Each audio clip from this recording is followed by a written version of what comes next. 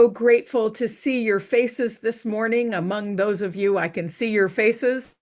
So glad that we're together. So, this month we've been talking about gratitude all month. It's nice that there are 5 Sundays in November so we can get more gratitude, more gratitude.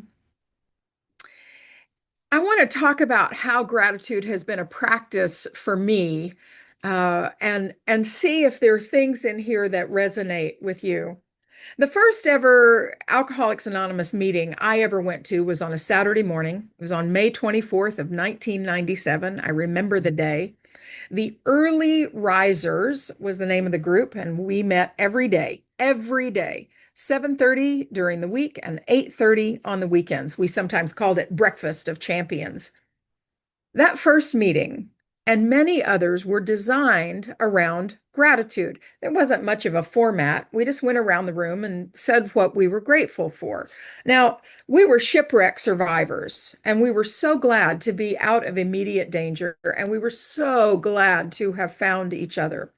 So at this meeting, at my first home group and where I did my first 90 meetings in 90 days, had a practice where anyone could ask for a gratitude session on any given day. Other days there might be topics. We might be talking about one of the steps. Who knew? But you could ask for a gratitude meeting any day. Now, if you'd asked me before I got sober if I was grateful, I would have said, sure, I'm grateful for whatever. But I didn't really understand it until people in recovery showed me what gratitude was about and how it changed lives. It continues to be a daily practice for me, and it's the first part of my prayer life. The writer Anne Lamott, who herself is also in recovery, says that if you only had 3 prayers, thanks, help, wow, would be enough. And that's how my daily prayer practice works. And it's how I end the day. One of my sponsees texts me a list of 3 things she's grateful for, and I respond with 3 things that I'm grateful for. It's a sweet little connection between us. This is not because I'm super spiritual or because I'm a minister. It's because someone invited me into this practice that truly changed my life. Melody Beatty, who was a pioneer in the field of codependency and recovery, wrote this: Gratitude unlocks the fullness of life. It turns what we have into enough and more. It turns denial into acceptance, chaos into order, confusion to clarity. Gratitude makes sense of our past, brings peace for today, and creates a vision for tomorrow. Now, that is a lot of weight to put on a fairly simple practice of cultivating gratitude. It makes it seem like it's this magic pill, this secret key that opens us up to bliss. What could what could Melody Beatty have meant by stacking all that on gratitude? Well, today I want to unpack this a little bit and find out what we might mean by understanding gratitude as a muscle that gets stronger the more we use it. She says that gratitude turns denial into acceptance. I was thinking about this and I thought, all right, well, what do we mean by this? If I'm in a difficult situation in my family or in my life or in traffic or whatever it is, and I am rigid in denial, no, I won't accept this trouble in my life. No, I won't accept this political situation or injustice or whatever it may be. I am rigid in my denial.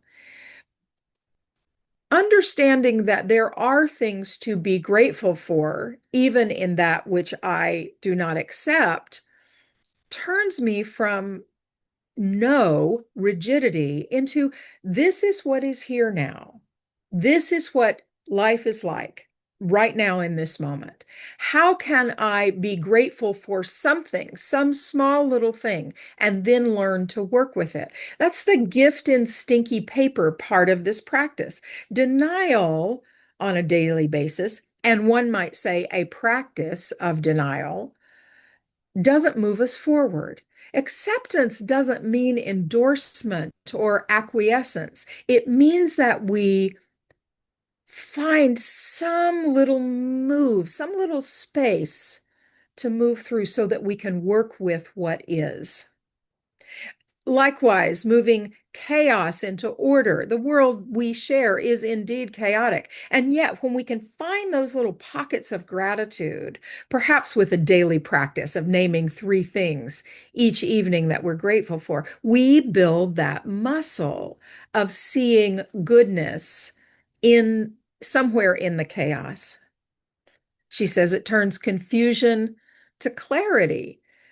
When I'm confused and frustrated, plugging into gratitude as a practice rather than worry as a practice helps soothe my parched spirit. It regulates me and calms me so that I can be present to possibilities and solutions. You may know that when something goes wrong, like you were going to have a medical appointment and they canceled it, or you were going to try to do one thing and all your other plans turned around that one event. Ask me how I know about this. And something gets canceled, my brain fires off in a kind of panic. Oh my God, how can I do all those other things that I was planning to do? If I can have enough muscle memory to pause and find something to be grateful for, that person who canceled my appointment is not out to get me personally.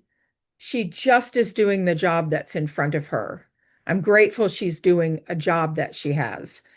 How can I find a way through with gratitude to work through the problem? I I just had this not very long ago happen, and the practice of gratitude was really useful to me in finding a solution. Beatty says gratitude helps make sense of our past. Many of us, perhaps all of us, have moments in our past that we wish hadn't happened. We have regrets, we have estrangements, we have things we're ashamed of, family relationships that were not all we might have wanted them to be. Each of us, to be human means to be disappointed in ourselves and in others in our lives. How can we use a sense of gratitude for those moments to help us make sense? Oh, I'm here today with the blessings of my life because that moment was as it was. How can I be grateful for the way things have come forward, for that it makes sense of my past?